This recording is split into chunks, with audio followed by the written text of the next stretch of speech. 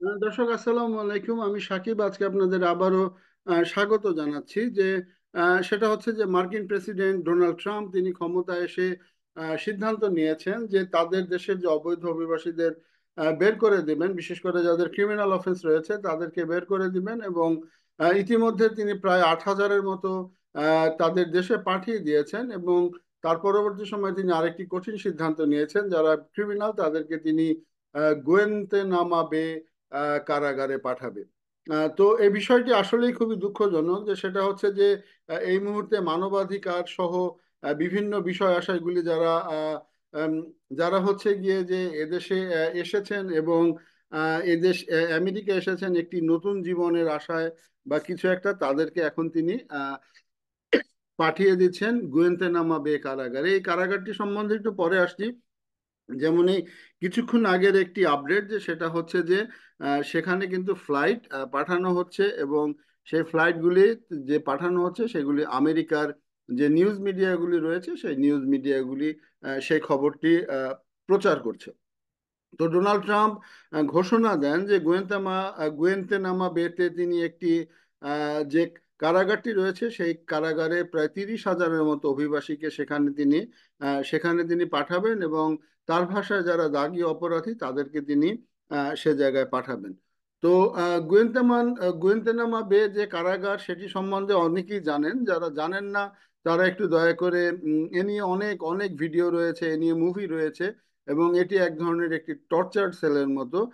এবং এই জায়গায় বিশেষ করে ওয়ার অ্যান্ড টেরর, অর্থাৎ যখন পৃথিবীতে যখন টুইন টাওয়ারে যখন হামলা হয়, এবং সে নিয়ে অনেক কনস্পিরেসি থিওরি রয়েছে, অনেকেই বলে যে সেটা আমেরিকা নিজে করিয়েছে। তো এই ধরনের সময়ে যাদেরকে আটক করা হতো তাদেরকে সেই জায়গাটাতে রাখা হতো।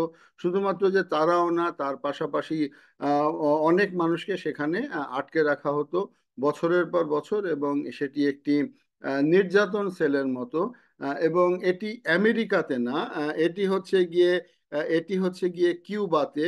এটি হচ্ছে গিয়ে কিউবাতে, এবং যেটি হচ্ছে যে কিউবার ওই জায়গাটা আমেরিকার দখলে।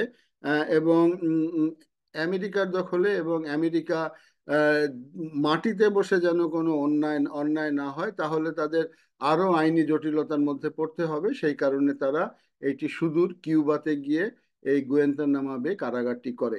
এবং এই কারাগারে আটক রয়েছে এখনো কিছু মানুষ রয়েছে, তবে যে এই গত কয়েক বছরে যে আমেরিকার যে লিবারেল শাসন, বারাক ওবামার শাসন এবং জো বাইডেনের শাসন, সেই সময়তে এর ব্যাপকতা কম ছিল এবং অধিকাংশ মানুষকে ছেড়ে দেওয়া হয়। তবে এখনো কিছু কিছু মানুষ এখানে রয়েছে, এবং সেটি একটি মার্কিন নৌঘাঁটি। সেই মার্কিন নৌঘাঁটির সাথেই যে কারাগার, সেই কারাগারে এখন নিয়ে যাওয়া হচ্ছে।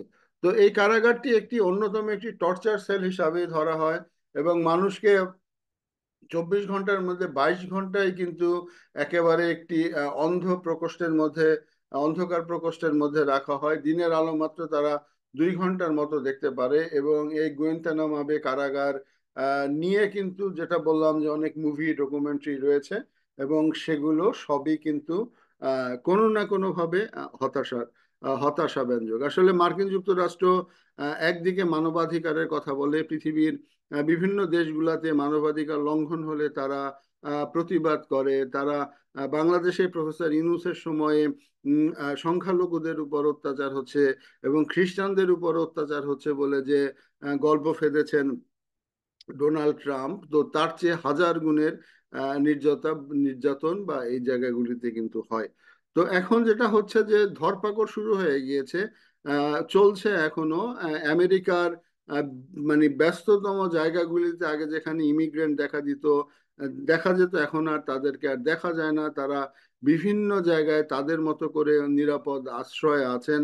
বাংলাদেশের বাংলাদেশি অধ্যুষিত আমেরিকার জ্যাকসন হাইট সহ বিভিন্ন জায়গাগুলিতে এখন একেবারে জনশূন্য। সেই জায়গায় যারা এমনকি যাদের অ্যাসাইলাম করা রয়েছে বা কিছু, তারাও এখন আর সেই জায়গাটাতে যাচ্ছে না এই ভয়ে। তো আমি জানি না সেখানে বাংলাদেশি কেউ সেখানে আছেন কিনা, বা কেউ আটক হয়ে যাচ্ছেন কিনা, তো সেটা জানারও সুযোগ নেই। তবে যারা অবৈধ যারা আছেন তাদের প্রতি একটা অনুরোধ, যে কোথায় থাকেন না কি থাকেন সেটা সবসময় পরিবারকে জানাবেন। কারণ ওই গুয়েন্তানামা বে কারাগারে যদি একবার যায়, একবার গেলে পরে কিন্তু সেখানে দীর্ঘ প্রকোষ্ঠের মধ্যে দীর্ঘদিন থাকতে হয়। এবং এগুলি বাংলাদেশের যে হাসিনার যে আয়নাঘর ছিল অনেকটা সেই আদলে করা, হয়তো সেখান থেকেই হাসিনা এই কনসেপ্টে নিয়েছিল। তাদেরকে মাত্র 2 ঘন্টার জন্য বাইর করা হয়, এরপরে সারা পুরা সময়টাই কিন্তু এই অন্ধ প্রকোষ্ঠের মধ্যে থাকতে হয়। তো আহ, পরিস্থিতি এখন আমেরিকার ভয়াবহ। বিশেষ করে ভয়াবহ যারা ইলিগাল ইমিগ্রেন্ট, তারা বাংলাদেশ থেকেও কিন্তু লক্ষাধিক ইলিগাল ইমিগ্রেন্ট ইউএসএ তে রয়েছে, এবং টোটাল সংখ্যা 1 কোটিরও বেশি, প্রায় 100 কোটি বা তার চেয়ে কম বেশ হবে। তো এই এত ইলিগাল ইমিগ্রেন্টকে হয়তো খুব সহজেই সরাতে পারবে না, কিন্তু তারপরেও তারা হয়তো কাজ কামে যেতে পারছে না, তারা ভয়ে ঘরে বসে রয়েছে। তো সব মিলিয়ে আমেরিকার মানবাধিকার পরিস্থিতি এখন আসলেই ভয়াবহ। হ্যাঁ, একটা লোক অবৈধ হতেই পারে, একটা লোক জীবনের তাড়নায় জীবন বাঁচাতে সে আমেরিকাতে আসতেই পারে, কিন্তু তাই বলে যে তার তুমি গুয়েন্তানামা কারাগারে পাঠাবা বা কোনরূপ তার কেসটা ফাইল না হওয়া পর্যন্ত তাকে দেশ থেকে বহিষ্কার করে দিবা, এটি আসলে কোনো মানবাধিকারের মধ্যেই পড়ে না। তো পরিস্থিতি এখন খারাপ। কোন দিকে যাচ্ছে, অর্থাৎ সে এই যে এই এত আনডকুমেন্টেড ইমিগ্রেন্ট তাদেরকে কি করবে আমরা জানি না। সবাইকে কতদিনে বের করে দিবে, বের করে দিলে তার ইকোনমির উপর এটা প্রভাব পড়বে, তার কৃষি ব্যবস্থা ধ্বংস হয়ে যাবে। কারণ আমেরিকার কৃষি ব্যবস্থা টাই কিন্তু দাঁড়িয়ে রয়েছে ইলিগাল ইমিগ্রেন্টদের উপর ভর করে। তারা সেখানে ক্যাশে কাজ করে, এবং কৃষি মালিকদেরও প্রফিট মার্জিন কম, কারণ তাদের প্রকৃতির উপরে নির্ভর করতে হয় অধিকাংশ সময়। তো সব মিলিয়ে এই ভয়াবহ জটিল পরিস্থিতি, এবং আশা করব আহ, ডোনাল্ড ট্রাম্প তার এই গোয়েন্তানামা বের কারাগারের যে পাঠানো, সেটি থেকে থেকে তিনি ফিরে আসবেন। কারণ দিন শেষে সে কারো সন্তান, সে কারো স্বামী, সে কারো বাবা মা। তো আমরা আবারও নিন্দা জানাই, এবং আশা করি আল্লাহ আমাদের সবাইকে ভালো রাখুক। তো আজ এ পর্যন্তই। আবার কথা হবে নতুন কোনো বিষয় নিয়ে। সে পর্যন্ত ভালো থাকবেন। আসসালামু আলাইকুম।